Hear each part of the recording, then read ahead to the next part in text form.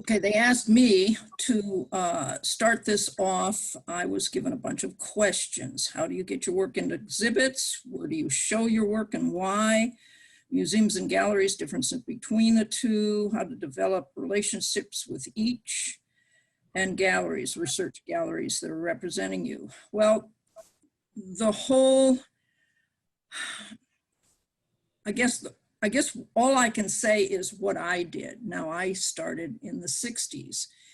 And when I was asked to be on this panel, I said, well, there's a whole bunch of social media going on out there now that I don't participate in, don't really understand. And I thought we needed someone to address that. And I was told that that may be the next major topic. So stay tuned for that one. I know I'm going to join and try to learn a little bit more about that. But I went to school in the 60s.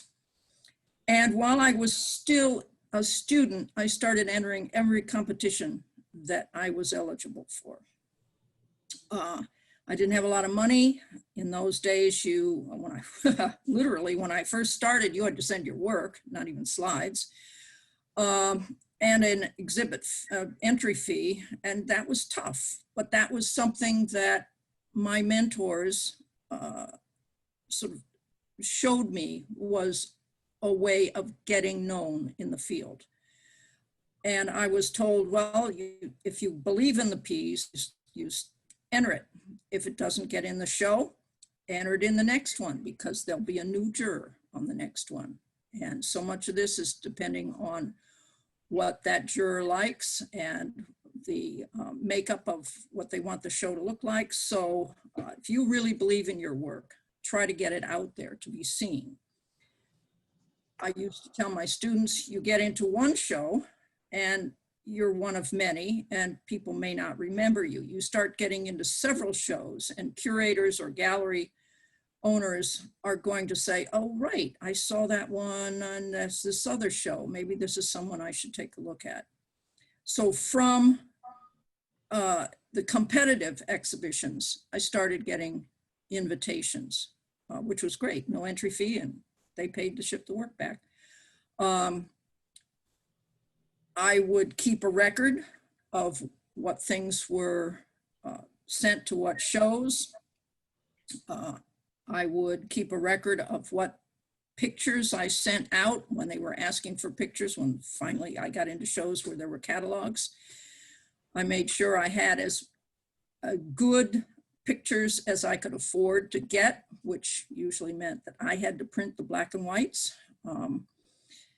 But as my dad told me, who had taken a journalism course way back in college, he said, Mary, remember that the catalogs are put together by graphic designers, not by metalsmiths. They're going to take the best looking picture. So make sure your pictures will read well on a page. So what I can say is you're going to want to get as good a photography as you can get. That will help you. I would always, when I was starting to think about galleries, there are galleries and there are galleries. They have different clientele. They have different kinds of work. So you're going to want to choose a gallery that matches what you want for your work, your price point, the look of your work, the style, so that it fits well with what the gallery wants to deal with. A lot of times, the local gallery here for Cherry used to say, well, sometimes people would approach them and want to have their work represented, but it was too similar to other things they had. It wasn't that they didn't like the work. So you have to research the gallery and try to decide if that's one where your work would fit. What I usually say is also, your work can be wonderful, but if you leave it in a closet, nobody sees it, you're never going to get anywhere with it. So yes, it has to be out and seen, but I think you should be out there. I'm a great supporter of our community of metalsmiths, all of the activities, the different groups that have conferences and symposia.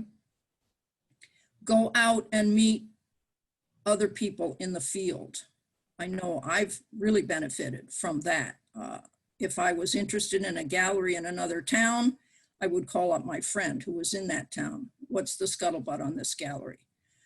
And they would give me very good advice. If I wanted to buy a major piece of equipment, this was all before the internet and all of the reviews of things. If I wanted to buy a piece of equipment, I would call up the person who owned one and say, do you really like it? Is there any drawbacks to it?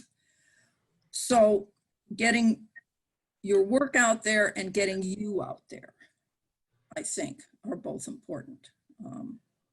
We have a wonderful field, great people in it. And I really believe in you being a part of the field is what is really very rewarding, as well as getting your work out there. Now, I guess our whole thing today is talking about more one-of-a-kind, getting your work into exhibitions, galleries, and museums, rather than production work and sales. So I'm not talking about the shows at all, or, as I said, selling on the internet.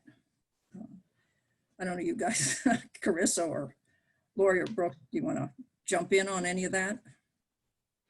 Just with that idea of sales, which I think is important, and one of the topics was sort of the difference between showing with a museum and showing with a gallery. Most museums do not participate in the sale of artwork outside of their museum stores. And I think that's an important distinction. The Metal Museum has offered to help facilitate sales for artists because we feel it's very important to support them, but it is not something that we actively promote. It's something that some of our patrons know that work is available and they will purchase things. Typically, if an artist doesn't have a gallery, we'll help facilitate the sale, but typically we'll send an interested client back to the gallery to actually oversee that sale. And I think that's a very important distinction between the roles of what the museum and the galleries are doing. And galleries do play an important role in helping artists get into exhibitions as well. They help develop those relationships with curators. They help make sure that the work is being seen. And so there is a benefit that goes just beyond having a show at a gallery or having sales. They do actually help you develop those relationships that get your work into museums in the future. And also, just as Mary mentioned, just kind of documenting all of the exhibitions that you're in. It's a very important part of just making sure that you're kind of creating an interest and legacy in your work. And it's important to keep all of that information because curators are looking at that when they are considering doing exhibitions, particularly larger exhibitions where more of your work is featured.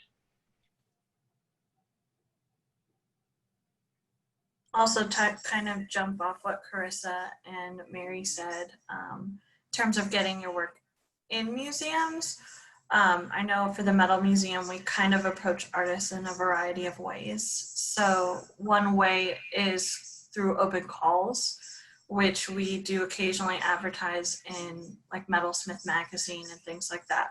We did that for exhibitions we had last year.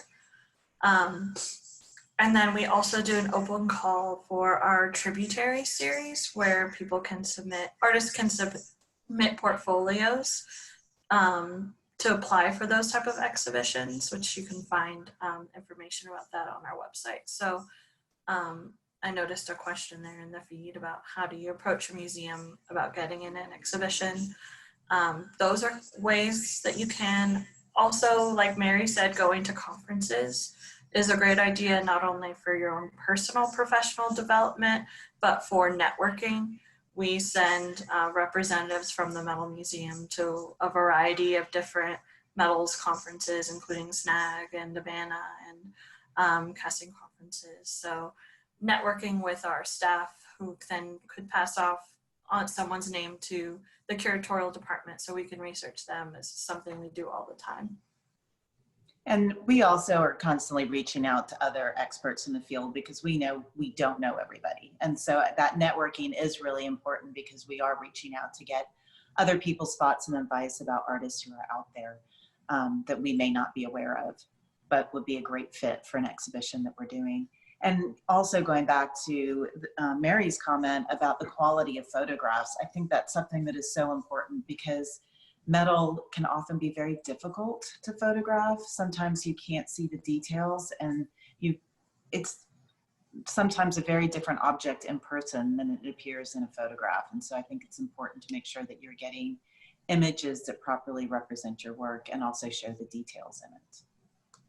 And for, say, installation work, especially your blacksmithing, your iron work that's being installed in someone's house, you're not going to be able to exhibit that, but you can exhibit photographs of that. I think the museum has done that in the past, but I can't stress enough that when you who are doing installations, when you take the work there and take all the tools there to do the installation, take a camera, because it may be that you're never going to be able to go back into that home to get the piece in situ. And if you try to go back 10 years later, is it going to be in pristine condition? So yeah, I know a number of blacksmiths who don't have pictures of a lot of their work installed because they just didn't think of it at the time.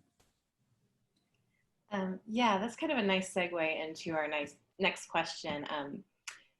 You know, as Carissa mentioned, selling is not we do some sales, but it's not really our primary purpose of exhibiting. So a lot of the work that we have at the museum is borrowed from other institutions or from collectors. So Carissa, if you could maybe talk about some of the challenges that come from trying to borrow artwork. And then, you know, what are some steps that artists can do to help mitigate some of those obstacles as we put together an exhibit? I mean, I think the biggest challenge, well, there are two big challenges for us. One is with private collectors that often they're difficult to find. Some galleries won't share sales information with the artist, and I think that's an important thing to establish with a gallerist when you begin developing a relationship with them, because when you do have an exhibition later on, you want to be able to go find those key pieces that were purchased by private collectors. And so that is a problem that we've had in the past with some people not wanting to share that information or artists not having that information themselves. We try to make sure that we provide all of that information to artists. With even our auctions that we do, we make sure that the artist knows exactly who purchased the work and has their address so that they can keep track of it. But that is critical. And then some collectors aren't interested in lending their work to exhibitions. They just don't have that either that relationship with museums, or they just can't bear to not have their collection with them at all times. So there may be pieces that are purchased by certain people that just won't be on public display again because of the collector and really how they want to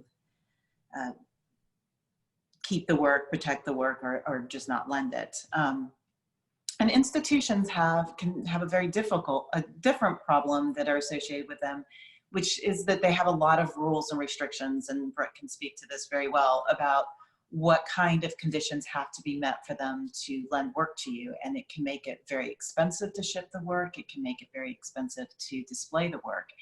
And we've had situations where an entire body of an artist's work belonged in one institution and they weren't willing to lend it to us.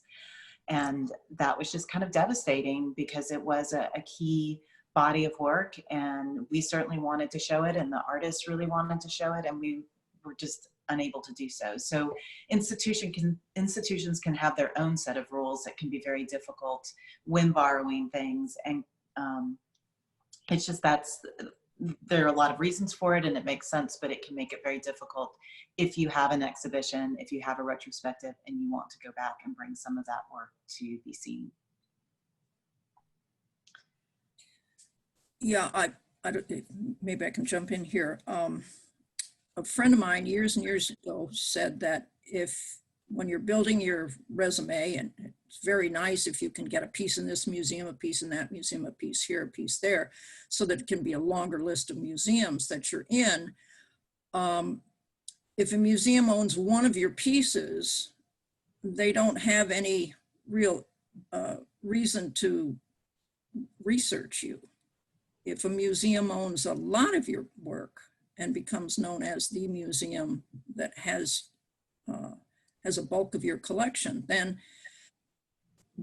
that's where researchers will go to really look at you, and they may have in the future some reason to mount a show of your work. So what I started doing is to save back what I considered to be the key pieces of each of my collections, each style of work that I went into.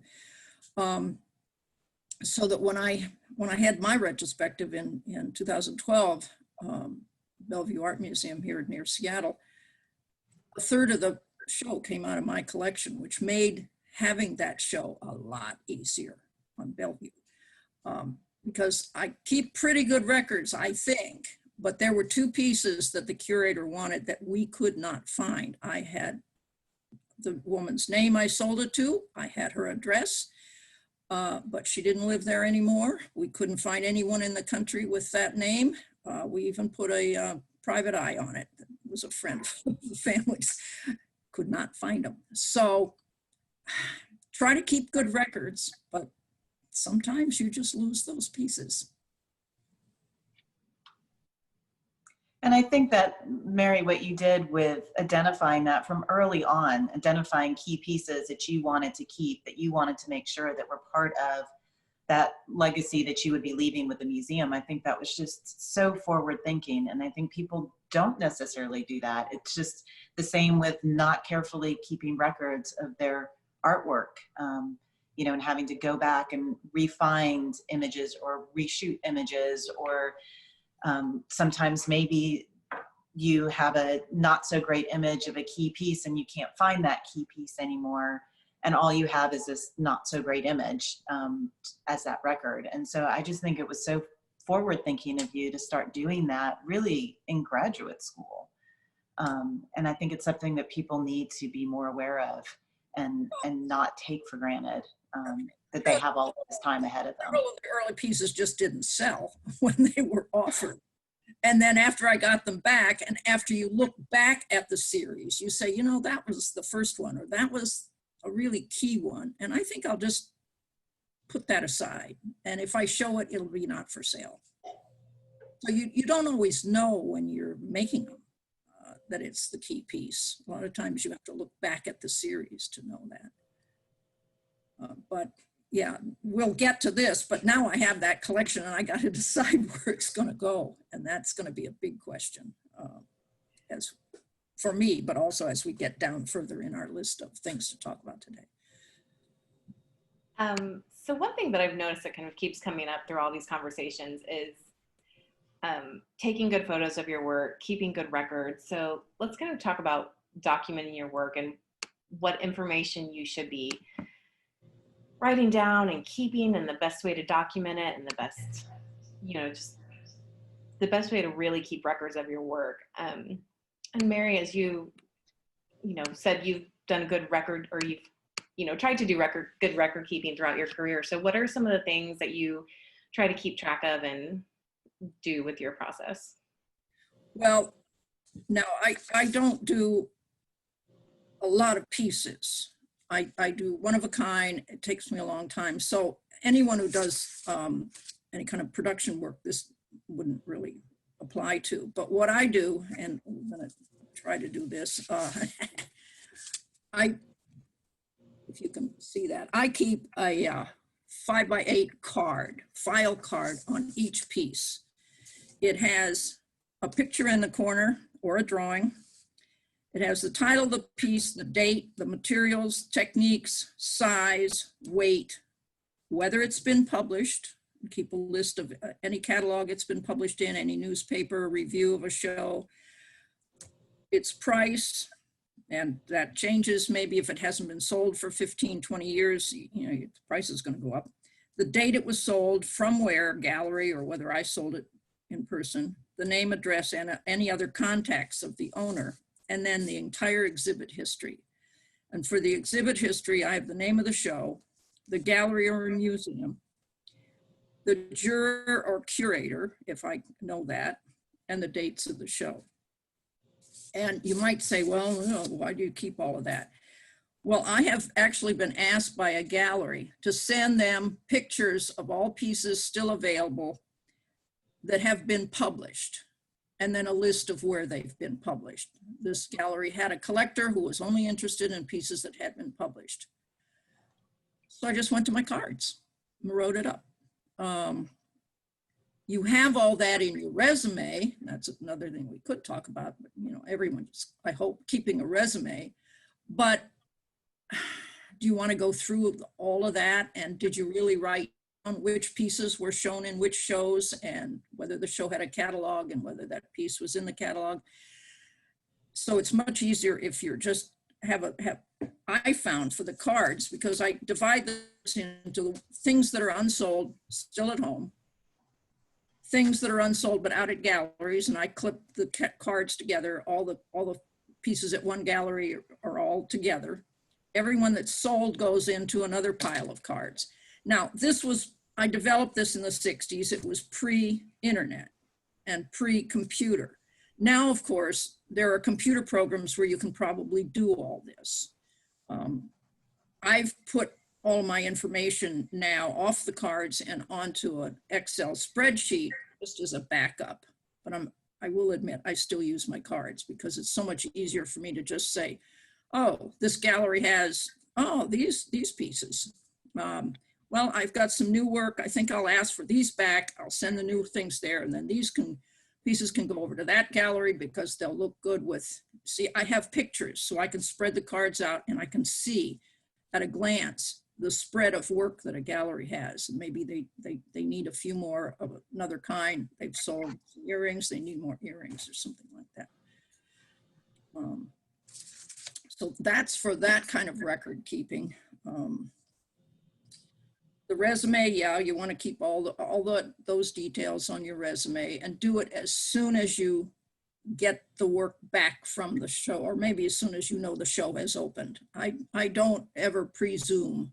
When I'm invited to a show and I send work out, I want to hear that it actually got there and the show opened before I put it on my resume. But then I try to do that right away, because you forget so quickly. Let me tell you, you forget. And so you want to keep that resume totally updated. Date your resume so that you can look at a glance. Oh, I haven't put anything in since last March. Well, what did I do since? Because sometimes, life gets busy and you don't add things. So Mary, we just had a question of what does it mean to be published? So what are you putting in that published box on your sheet? If there's a picture of the piece in a catalog or in a magazine, it can be an article on me. It can be an article on a type of work that I got a picture of my piece in, a review of a show that I got a piece published in a magazine that has a review of the show, or the catalog of the show. And I will mention what all that was. So it's specifically things that have been printed, documents. Yes. Or written, or some kind of online publication. Yeah, Well, I would say online I publication. haven't even started with online. Okay. I don't know how to fathom to do that. You'd need a clipping service. There's so many people sharing so many things nowadays. But I do think it's important to include blogs, online articles, different digital content. I mean, there is the digital content that rises to the top versus sort of the daily digital content that is hard to track. I'm an old dog, and these new tricks, I've sort of avoided it. I do not have a Facebook account. I mean, I just really don't want to get into that. It takes, I would think it would take too much time. I'd rather read my jewelry books than look at that little screen all the time. But that's just me. I know it's important. for people trying to break in nowadays. And so that's why I'm really going to be looking at your next discussion on all these internet things. I'm curious, Brooke, if you have any recommendations for how to track all of that data. I know that from a museum standpoint, we use Past Perfect, but do you have any thoughts for artists on what the best software or method for documenting all of that is? Honestly, I would do what Mary suggested for most people and do Excel, because it's a software that most people have, and just keep a spreadsheet of the work you've made and all that information that Mary suggested. Because usually when we're creating sort of master lists for an exhibit, we're using Excel anyway to create that stuff. So, and if I am researching a piece that we've got for the collection, I'll often reach out to artists who are still living, and if they can send me it right off their spreadsheet, that's great. I also want to echo what Mary said about updating your CV, just with the story of what I've had to do recently. I was writing a blog a couple months ago about David Pimentel, who passed away in 2004. And unfortunately, he did not, his work was not published a lot online. So it was a little difficult for me to research, and I reached out to other museums, and I reached out to his widow, and I was able to get an old CV of his, but hadn't been updated for more than 10 years before he passed away. So I wasn't able to include some of the other things that I know he worked on and did in my, a little blog.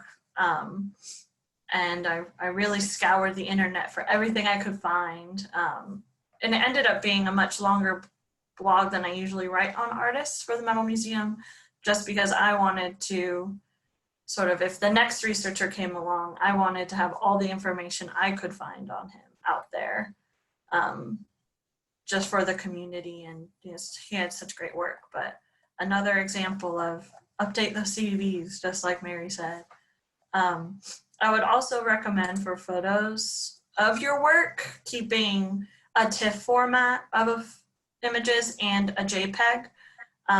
Most TIFFs are what's called a lossless format for digital photos, which means they don't lose data when you resave them. And you can resave TIFFs in other formats. But most web publishing prefers a JPEG because it's a much smaller file.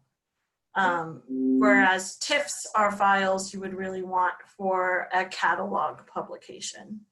And they do take up a lot of space. They're big files. So I would recommend maybe investing in a backup, a hard drive, a portable hard drive to sort of save your larger TIFF files on, so they're not making your computer bog down, but that you have those saved when people do approach you, and curators or museums approach you and say, we want to publish, this photo of your work in our publication.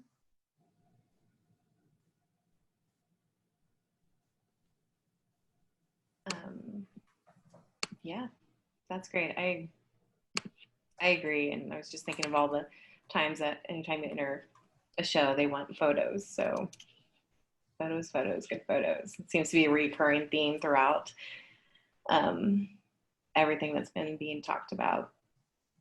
So we're going to kind of go on to and shift gears for just a second to the idea of collections and what is a collection. We've talked about the exhibits, which tend to be what you're seeing, but that's not necessarily what a collection is, especially for a museum. So Brooke, do you want to talk about the term collections and what it is, and then we'll kind of discuss and learn more about that whole side of things? Sure. So we'll start with defining collecting is also depending on who's collecting. So you have collectors, who are usually private individuals purchasing pieces directly from you as an artist or from your gallery.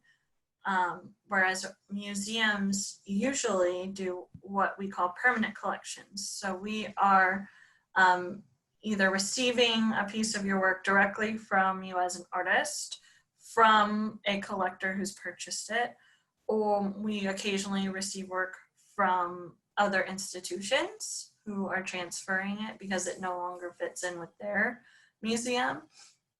And in our permanent collection, it means kind of exactly what it sounds like. It means we are pledging to preserve and keep this object in our museum for the end of time, for lack of a better way how to say that. And one of the biggest things, we already touched on this earlier, was sort of consider where you want your work collected.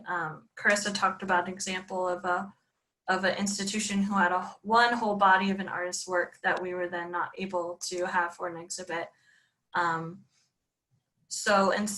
maybe if that's something you can control because you're, as the artist, donating that body of work, consider donating a few pieces from several different series instead of all pieces from one series. That way, if one institution doesn't let us borrow a piece from a particular series, we could maybe go to a different one and they would have a different piece. One of our upcoming master metalsmiths actually had some great advice. She was told back in the 80s, keep a few sort of hallmark examples of a series back, like Mary said. And that way, when you're doing these kind of big retrospectives later in your career, you have representative examples in your own collection. And that's what she's done. And for her upcoming show, it's 75 pieces she's looking at exhibiting. 15 are from private collectors. 1 is from an institution that already said they would lend to us. The rest are all owned by the artist because she has kept back all those examples from each series. So that's definitely, I would say that's great advice. And then you have to consider, like Mary said, where you want all those pieces to end up later. So it's good to have sort of a plan for both your personal artwork and artwork that you may have collected from other artists throughout your career. I know that lots of artists trade piece for pieces, and Mary could probably speak more to that, but what you have to also consider down the line is where you want all of those pieces to end up to, the artwork that you've collected throughout your life. And lots of museums do sort of bequest options where you can have in your personal estate plan, I want these pieces to go to one museum, I want these pieces to go to another. So that way you decide ahead of time where you sort of want your work to end up. Well, when thinking about museums, we think, oh, geez, if I could just be in the Metropolitan or like the British Museum or the V&A, really big museums. Do you want that piece to ever be shown outside of that museum? And the bigger the museum is, the more pieces they have, the fewer times your piece will ever see the light of day. It'll be down in the basement. But if you give them to smaller museums, there's more of a likelihood that that museum will lend the piece if you want to have or if somebody else is doing a show on you after you've passed away. So give a shout out to the Metal Museum. I've donated a number of pieces to the Metal Museum because yes, they're smaller, but they will lend. So I know that that piece can be seen if anyone else wants to do a show. So I know I have a piece in the V&A, and they made it so difficult that and the Metropolitan, we could not borrow those pieces back from my show. You had, for a ring from London, a curator had to fly first class to bring it over, had to be there when it was taken in and out of the case and to fly it back. How many trips is that? And so, hey, that's ridiculous. So think about where you want the work, whether you ever want it seen again. There was something else I was going to say. Darn it. I know. Lists of collections. If you guys are anything like I am, we collect stuff.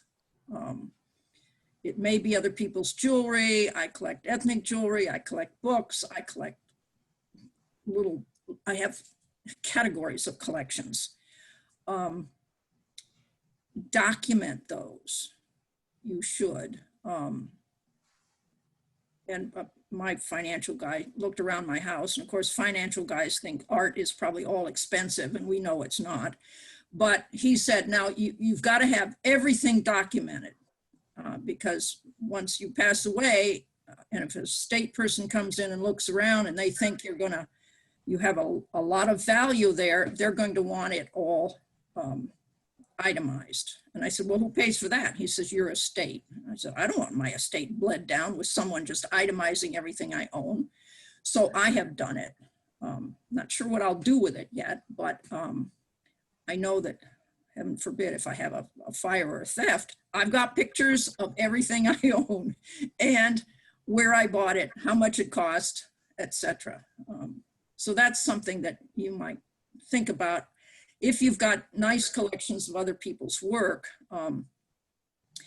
there are computer programs for collectors. They're expensive. That's why I just use Excel, because I'm cheap. But you can get special programs that collectors use, that you can attach the photos to and the appraisals to, etc. if you've got stuff that's really worth something. I think it's also just important to note that with museums and collections, they don't always accept an entire collection. They may kind of pick and choose what they want from what is offered to them. And I think that's something that also needs to be considered, because if you want everything to remain together, then that may change what institution you are in discussion with. But if you don't mind, or it's just the goal is to get the work into some work into a certain place, then that's something you should just be aware of, that they may not accept everything that you offer. And as far as collections of other things, it may not be an art museum where you place them. I had a collection of my mother's bookbinding things, and they were beautiful tools. That it's not for a museum. I found the University of Iowa Center for the Book and donated them to this graduate program, then allowed students of traditional bookbinding to use, as one wrote to me, said, I've always been in love with French bookbinding, but I couldn't do it because we couldn't afford the tools. And I had these things in the closet.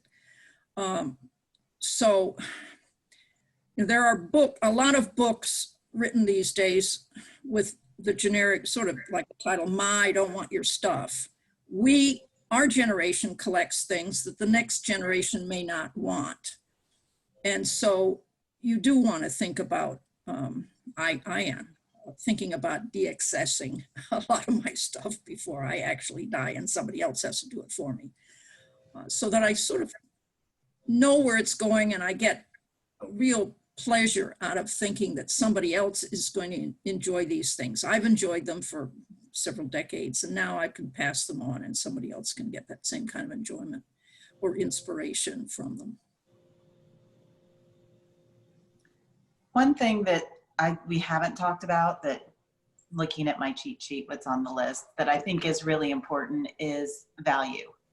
And in many different ways, what the insurance value is of a work, what the retail value is, and what the value of a donation is, because it's all very different, and sometimes can be confusing or frustrating. Obviously, the retail value is what you would sell it for, but the insurance value can be different. And Brooke, do you want to talk a little bit about what you see as far as how artists use insurance versus retail values? Sure. So I've actually seen artists kind of list both, and usually when I see a value, it's for a loan contract for an exhibit. or on an object description sheet, which we ask artists who donate or collectors who donate to fill out with their donation forms. And I've seen insurance values kind of listed both ways. It's depending on who's loaning the work, where they will list the retail value, or they will list a lower value for insurance that's more like a wholesale value or what it would cost to remake that work for them. So more like materials and labor versus what they would sell it for.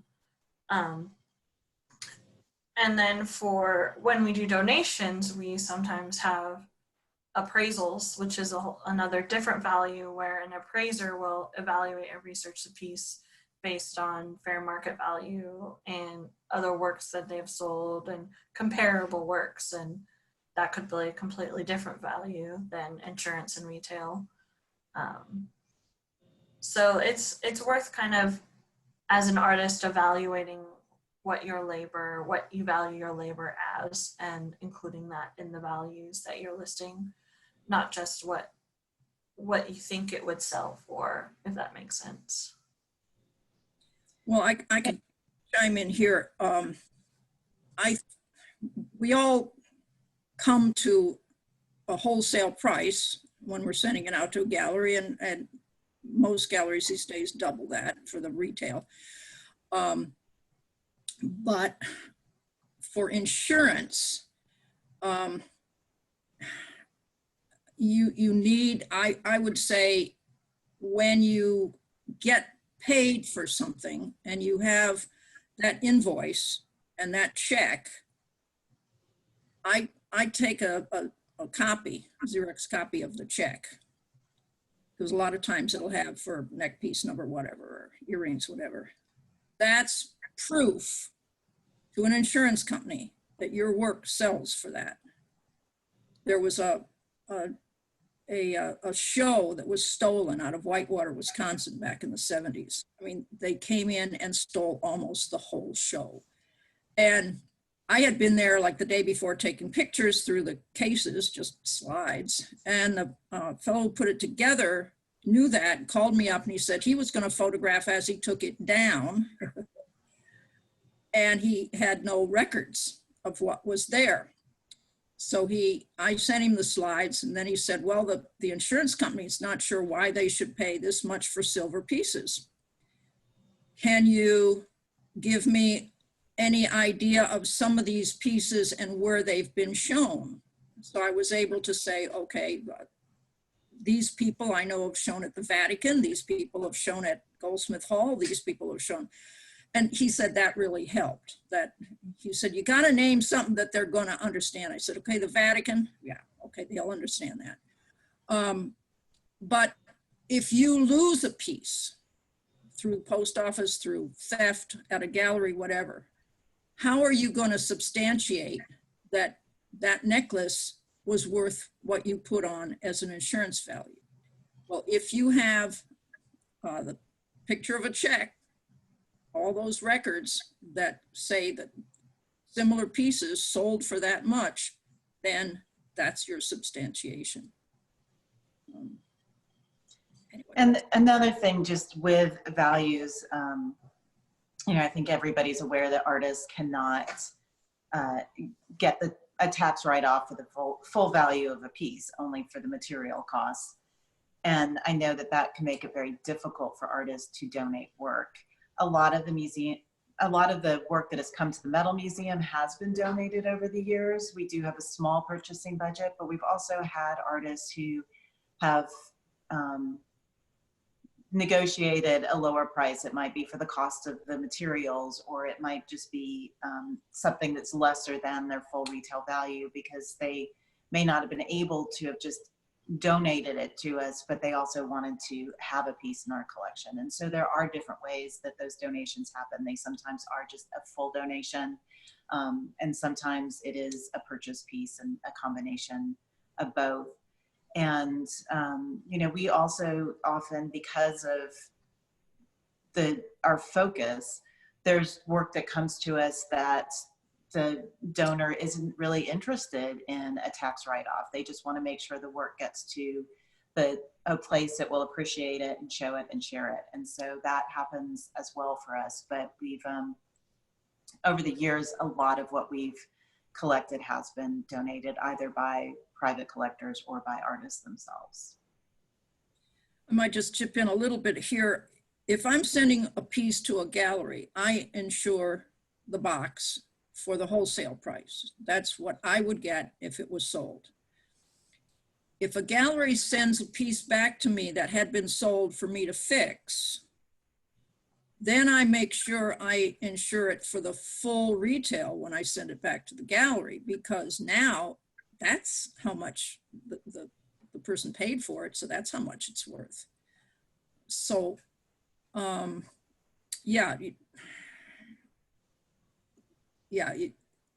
that's what I was told that I should be doing. You can't ask the post office if they lose the box to pay you the retail price, because that's not what it was worth to you. Another thing I was told by my tax guy is if you donate some of your collections, not your own work, but your collections to, say, an auction, an art auction, you can write off what it sold for. So you don't have to get an appraisal. You can, if it's sold for a lot less than you paid for it, I think you can write off what you paid for it. But if it's sold for a lot more, you've had it for 20 years, then you can write off. Whoever's at that organization that hosted the auction, it would be nice if they would tell you how much it sold for. I know some organizations just don't want to do that because it's too much trouble, but it is a help if a person is using that as a tax write-off. Yeah, so we are coming to the end of our time here, and before we leave, I just want to, again, thank you all for joining and thank the panelists for their expertise. But if you, Mary, Carissa, and Brooke could just kind of end the session on, if you could give artists today, these artists that are here working, just one tip on what they should be doing or that they can do today to help kind of move their work forward or plan for it or record it, to make their future a little bit easier. What would you tell them to do? Well, I'll say sign your work. I actually had a piece bought at the San Francisco Goodwill for 99 cents, but because my name was on it, they could track it down.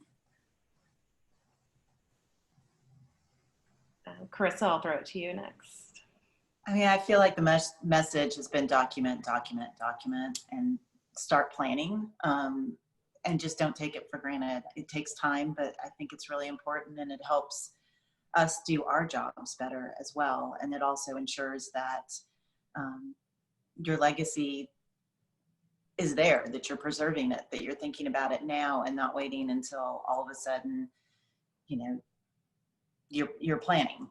You know, you're thinking that either a show is coming up or you're worried about what happens to your estate, and at that point it's too late. So I would say definitely start now. Brooke? I would definitely agree with Carissa. That was what I was going to say. Document, document, document. I would also throw one last piece of advice out to artists or something to consider. In addition to signing your name on your work, consider numbering it, even if that's not involved in the title of your work. Having a sequential number of you started your work with number 1 at this date, or this is the first piece you made in 2020, and you do it that way. It really helps, especially people in my profession later, with trying to figure out more information about your work later. I'll throw out an example actually from a piece that Mary donated to the museum, a June Schwartz vessel. June Schwartz numbered all her work. And so through research, I was able to figure out approximately when she made that piece by comparing it to other numbered work that she did. So a lot of collections work, I say, is like being a detective. So help your future detectives numbering, documenting your work. That's great advice. I never thought about that, but that's really smart. Yeah. Well, again, thank you all for taking the time today. And just one last quick question. Is a date as good as numbering? I would say, I mean, not as good, but still good. So yeah, if you want to sign your name and put the date on your work, great. Great. Well, again, thank you all. And thank you to Mary, Carissa, and Brooke for sharing your expertise and thoughts with everyone today. And as we said in the beginning, I hope this will be a continuous thing. So look for more topics for the future. And thank you again. I hope you guys have a good afternoon. Thank you. Thanks, Lori. Bye, guys.